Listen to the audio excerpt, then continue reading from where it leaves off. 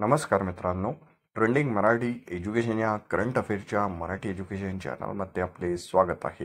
तर मित्रांनो, आपण तुमच्यासाठी रोजच्या रोज करंट अफेअरचे प्रश्न हे मराठीतून घेऊन येत असतो. आजच्या व्हिडिओमध्ये आपण तुमच्यासाठी 1 जुलै 2024 या दिवसातील सर्व महत्त्वाच्या चालू घडामोडी या बघणार आहोत. मित्रांनो, जर तुम्ही चॅनलवर नवीन असाल, चॅनलला अजूनपर्यंत सबस्क्राईब केलेलं नसेल तर सबस्क्राईब करून घ्या आणि बेल आयकॉनला प्रेस करा, म्हणजेच प्रत्येक दिवसाच्या चालू घडामोडीच्या व्हिडिओची नोटिफिकेशन ही तुम्हाला सर्वात आधी मिळून जाईल. चला मित्रांनो, वेळ न घालवता आपण 1 जुलै 2024 या दिवसातील सर्व महत्त्वाच्या चालू घडामोडी बघूया. UAAS, त्यालाच आपण उल्हास म्हणू शकतो. उल्हास नवभारत साक्षरता कार्यक्रमांतर्गत कोणत्या केंद्रशासित प्रदेश पूर्ण कार्यक्षम साक्षरता प्राप्त करणारा पहिला शासकीय एकक बनलेला आहे? तर या प्रश्नाचं उत्तर आहे ऑप्शन क्रमांक 1, लडाख. मित्रांनो, लडाख हा उल्हास नवभारत साक्षरता कार्यक्रमांतर्गत केंद्रशासित प्रदेश म्हणून पूर्ण कार्यक्षम क्षमता प्राप्त करणारा पहिला प्रशासकीय एकक बनलेला आहे. तर चला नेक्स्ट चालू घडामोडी बघूया. महाराष्ट्र राज्याचा अतिरिक्त अर्थसंकल्प 2024-25 मध्ये घोषणा केलेल्या लाडकी बहीण योजनेअंतर्गत पात्र महिलांना दरमहा किती रुपये देण्यात येणार आहे?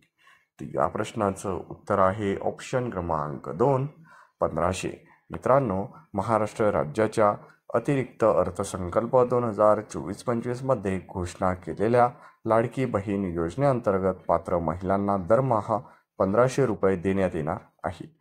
मित्रांनो, या प्रश्नासंदर्भात 3-4 पॉईंट आहे, ते देखील महत्त्वाचे आहे, ते देखील आपण जाणून घेऊया. महाराष्ट्र सरकारने अतिरिक्त अर्थसंकल्प 2024-25 मध्ये घोषणा केलेल्या लाडकी बहीण योजनेचा लाभ राज्यातील आर्थिक दुर्बल घटकातील 21 ते 7 वयोगटातील महिलांना होणार आहे. हा पहिला पॉईंट लक्षात असू द्या.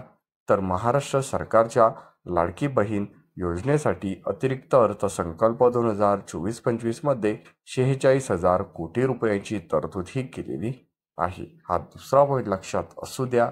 तर या अर्थसंकल्प 2024-25 मध्ये विधानसभेत अजित पवारांनी हा सादर केलेला आहे.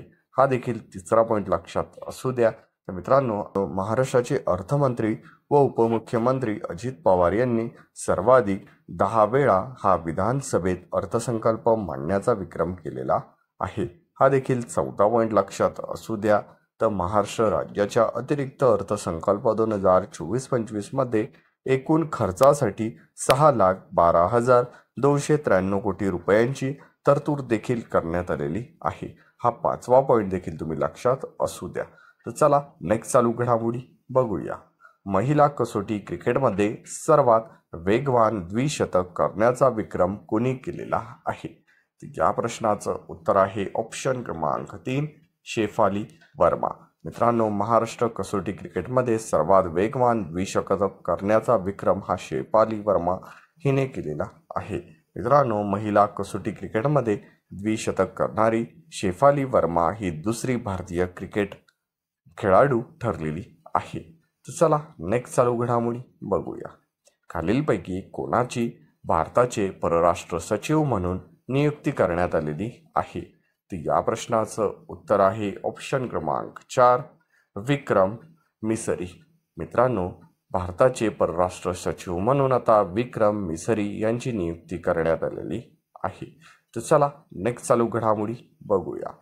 प्रोफेशनल गोल्फ टूर ऑफ इंडियाच्या अध्यक्षपदी कोणाची निवड करण्यात आलेली आहे?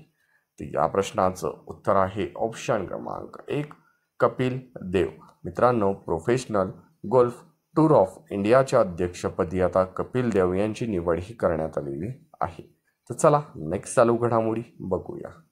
GST दिन कधी साजरा करण्यात येतो? तर मित्रांनो, ऑप्शन क्रमांक 2, 1 जुलै या दिवशी आपण GST दिन हा साजरा करत असतो. मित्रांनो, 1 जुलै हा दिवस सर्व भारतामध्ये GST दिन म्हणून साजरा करण्यात येतो. हा देखील महत्त्वाचा पॉईंट आहे, लक्षात असू द्या.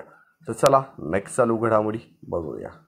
महाराष्ट्र राज्याच्या अतिरिक्त अर्थसंकल्पामध्ये कोणत्या ठिकाणी आंतरराष्ट्रीय पाणबुडी केंद्राची तसेच स्कुबा डायव्हिंग केंद्राची निर्मिती करण्याची घोषणा करण्यात आलेली आहे? तर या प्रश्नाचं उत्तर आहे ऑप्शन क्रमांक 3 सिंधुदुर्ग. महाराष्ट्र राज्यातील अतिरिक्त अर्थसंकल्पामध्ये सिंधुदुर्ग या ठिकाणी आंतरराष्ट्रीय पाणबुडी केंद्राची तसेच स्कुबा डायव्हिंग केंद्राची निर्मिती करण्याची घोषणा ही केलेली आहे. तर चला नेक्स्ट चालू घडामोडी आजच्या दिवसाची आपण बघूया. आर्थिक पाहणी अहवाल 2023-24 नुसार महाराष्ट्राने किती टक्के विकास दर गाठलेला आहे? तर या प्रश्नाचं उत्तर आहे ऑप्शन क्रमांक 4 7.6%.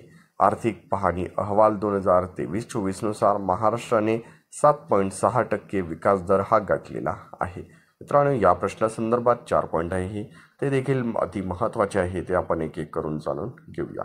आर्थिक पाहणी अहवाल 2023-24 नुसार दरडोई उत्पन्नात महाराष्ट्र राज्याचा देशात 6वा क्रमांक आहे. तर देशात दरडोई उत्पन्नात तेलंगणा राज्याचा प्रथम क्रमांक आहे. आर्थिक पाहणी अहवाल 2023-24 नुसार देशातील एकूण निर्यातीत महाराष्ट्राचा वाटा हा 16% आहे. तर लास्ट पॉईंट 4था पॉईंट जो आहे, आर्थिक पाहणी अहवाल 2023-24 नुसार राज्याच्या सेवा क्षेत्राचा विकास दर हा 10% राहिलेला आहे. हे सर्व पॉईंट तुम्ही नोट डाऊन करून ठेवा आणि रोजच्या रोज वहीलाही रिव्हिजन देत चला. चला नेक्स्ट चालू घडामोडी आजच्या दिवसाची आपण बघूया. भारतीय लष्कराने पर्यटनासाठी खुले केलेले खालुबर युद्ध स्मारक कोठे आहे? तर या प्रश्नाचं उत्तर आहे ऑप्शन क्रमांक 1 लडाख. भारतीय लष्कराने पर्यटकांसाठी खुले केलेले खालुबर युद्ध स्मारक हे लडाख या ठिकाणी आहे. तर चला नेक्स्ट चालू घडामोडी आजच्या दिवसाची आपण बघूया. खालीलपैकी कोणाला पेन पिंटर पुरस्काराने सन्मानित करण्यात आलेले आहे? तर या प्रश्नाचं उत्तर आहे ऑप्शन क्रमांक 2 अरुंधती रॉय. मित्रांनो, अरुंधती रॉय यांना पेन प्रिंटर पुरस्काराने सन्मानित करण्यात आलेले आहे. तर मित्रांनो, अशाच रोजच्या रोज टॉप 10 करंट अफेअरचे प्रश्न हे बघण्यासाठी ट्रेंडिंग मराठी एज्युकेशन या करंट अफेअरच्या मराठी एज्युकेशन चॅनलला तुम्ही अजूनपर्यंत सबस्क्राईब केलेले नसेल तर सबस्क्राईब करून घ्या आणि बेल आयकॉनला प्रेस करा, म्हणजे प्रत्येक दिवसाच्या चालू घडामोडीच्या व्हिडिओची नोटिफिकेशन ही तुम्हाला सर्वात आधी मिळून जाईल.